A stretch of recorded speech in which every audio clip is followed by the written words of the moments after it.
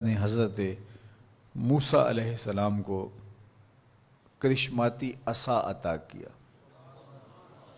جو جادو کے فخر کو توڑ کے رکھ دیتا ہے. کبھی اژدہا بن جاتا ہے، کبھی ٹارچ بن جاتا ہے، کبھی اتنا لمبا ہوتا ہے کہ پتے جھاڑ لیتے ہیں، کبھی ٹیک لگا کے کھڑے ہو جاتے ہیں. تو یہ عصا ان کو بطور معجزہ عطا کیا گیا جب جادوگری کا فن پورے عروج پر تھا. موسیقیت کا جب بانکپن آیا اور موسیقی کے ذریعے لوگوں کو مسحور کیا جانے لگا تو اللہ نے حضرت داؤد علیہ السلام کو وہ آواز کا جمال عطا کیا کہ جب وہ زبور پڑھتے تھے تو اڑتے پرندے رک جاتے تھے. ایسا حسن عطا کیا. لوہے کی صنعت عروج پہ آئی اور لوہے کو گرم کر کے نرم کیا جاتا، ڈھال کر کے زرہیں تلواریں بنائی جاتی، ظروف بنائے جاتے. تو اللہ نے حضرت داؤد علیہ السلام کو یہ معجزہ دیا کہ وہ لوہے کو ہاتھ میں لیتے موم کی طرح نرم پڑ جاتا اور جس طرح چاہتے اس کو وہ شکل دے دیتے. طب یونانی جب اپنے مرتبہ کمال کو پہنچتی ہے اور ہر مرض کی تشخیص، تدبیر اور علاج معالجہ دریافت کر لیا جاتا ہے، لیکن 3 امراض کا علاج طب یونانی سے نہیں ہو سکتا ہے. مادرزاد اندھے کی آنکھوں میں روشنی نہیں رکھ سکتے، کوڑی کے جسم کو شفا نہیں دے سکتے، تیسرا ان کے پاس موت کا علاج نہیں ہے. تو طب یونانی کے عروج کے زمانے میں حضرت عیسیٰ آتے ہیں تو ان تینوں مرضوں کا علاج لے کے آتے ہیں. مردے کو ٹھوکر مارتے ہیں، وہ اٹھ کے باتیں کرنے لگ جاتا ہے. کوڑی کے جسم پہ ہاتھ پھیرتے ہیں، اسے شفا مل جاتی ہے. نابینا کی آنکھوں پہ ہاتھ رکھتے ہیں، نور اترنے لگتا ہے.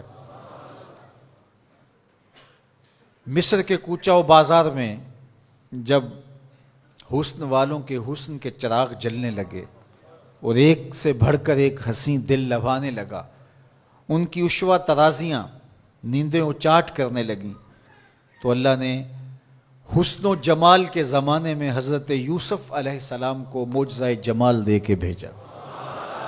اور جب ان کے جمال کا، حسن کا چراغ روشن ہوا تو سارے دیے بجھ گئے، اور جنہیں ناز تھا اپنے حسن پہ وہ اپنی انگلیاں کاٹتے ہوئے دکھائی دیتے ہیں. تو ہر دور میں ایسا ہوا. آپ انبیاء کی تاریخ پڑھتے جائیں اور ان کے معجزات دیکھتے جائیں، اور اس دور کا عروج اور بانکپن آپ کو جو ملے گا، معجزہ اس کا توڑ آپ کو نظر آئے گا. جب میرے اور آپ کے آقا و مولا تشریف لائے تو زبان و بیان کا عروج تھا، قرآن دیا گیا. قرب قیامت میں انسانی ارتقاء اور مادی ترقی اور اپالو یازدم کے ذریعے چاند پر جانے کی باتیں ہونی تھی اور لوگوں نے مریخ پر جانے کی تیاریاں کرنی تھی. تو اللہ نے اپنے محبوب کو دوسرا بڑا معجزہ معراج عطا کیا کہ دنیا الٹی چھلانگیں بھی لگاتی پھرے، وہاں کسی کا خیال بھی نہیں پہنچ سکتا جہاں محمد عربی کے قدم پہنچ گئے.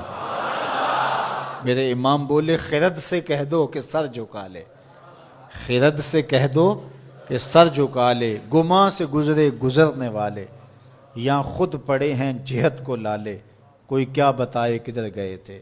سراغ عین و متا کہاں تھا، نشان کیف و الا کہاں تھا، نہ کوئی ساتھی نہ کوئی راہی، نہ سنگ منزل نہ مرحلے تھے.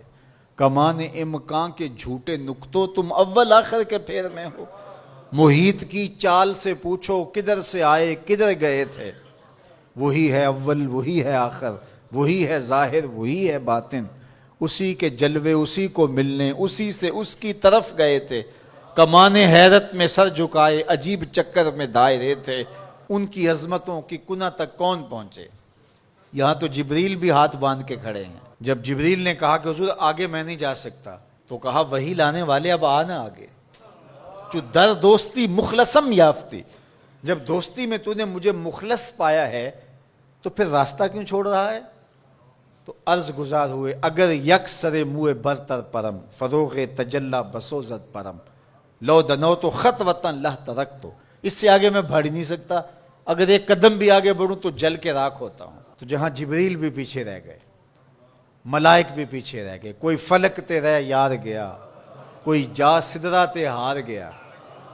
ایک کالیاں زلفاں والا سی جڑا عرش تو بھی لنگ پار گیا.